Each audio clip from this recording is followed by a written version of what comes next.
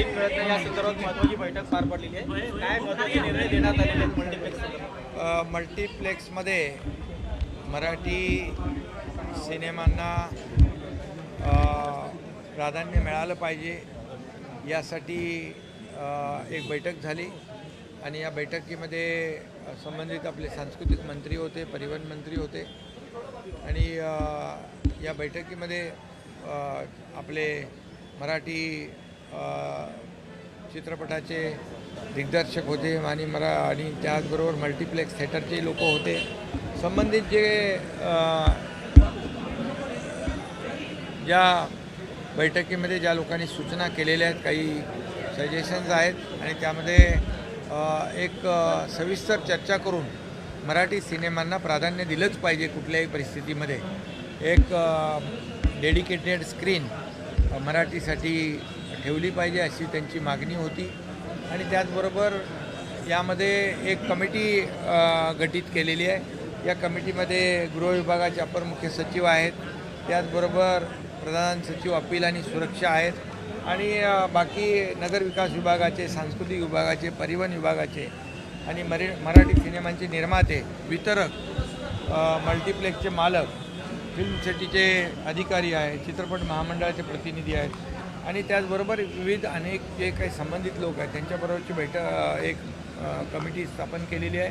1.5 महिन्यामध्ये या कमिटीने सारासार विचार करून ज्या काही याच्यामध्ये उपाययोजना आहेत, मराठी सिनेमांना प्राधान्य देण्यासाठी मल्टीप्लेक्स थिएटरचे काही मालक आणि काही लोक आले होते, त्यांचे प्रतिनिधी आले होते आणि त्यांना देखील आम्ही सांगितलं महाराष्ट्रामध्ये मराठी सिनेमांना प्राधान्य दिलंच पाहिजे. कुठल्याही परिस्थितीमध्ये मराठी सिनेमे काही लोकांच्या आपल्या तक्रारी होत्या निर्मात्यांच्या मध्येच सिनेमे काढण्याचा देखील प्रकार झाला.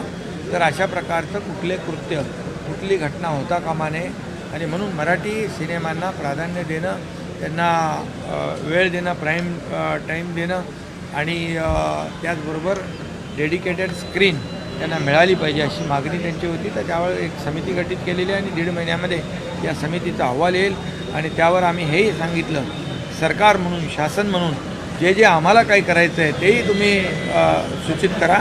त्यावर शासन देखील सकारात्मक आहे आणि पूर्णपणे मराठी सिनेमा निर्मात्यांच्या मागे मराठी सिनेमा जास्तीत जास्त दाखवले गेले पाहिजे आणि या महाराष्ट्रामध्ये मराठी सिनेमांना न्याय मिळाला पाहिजे अशा प्रकारची भूमिका सरकारची आहे. निवडणूक आयोगाने स्थानिक स्वराज्य संस्थांच्या निवडणुकीबाबत व्हीव्हीपॅट मशीन ही नसणार आहे अशी भूमिका हे केलेली आहे. कुठेतरी गोंधळ होऊ शकतो हां, त्यामुळे नेमकी आपली मागणी काय असणार आहे? व्हीव्हीपॅट असावे की नसावे या संदर्भात?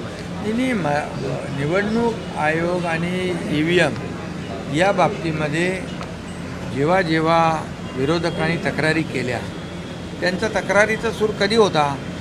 जेव्हा ते हरले तेव्हा त्यांनी EVMवर, व्हीव्हीपॅटवर, सर्व याच्यावर त्यांनी आरोप केले, निवडणूक आयोगावर पण आरोप केले. परंतु जेव्हा ते जिंकले तेव्हा EVM चांगला आहे, निवडणूक आयोग चांगला आहे, सर्व चांगलं आहे.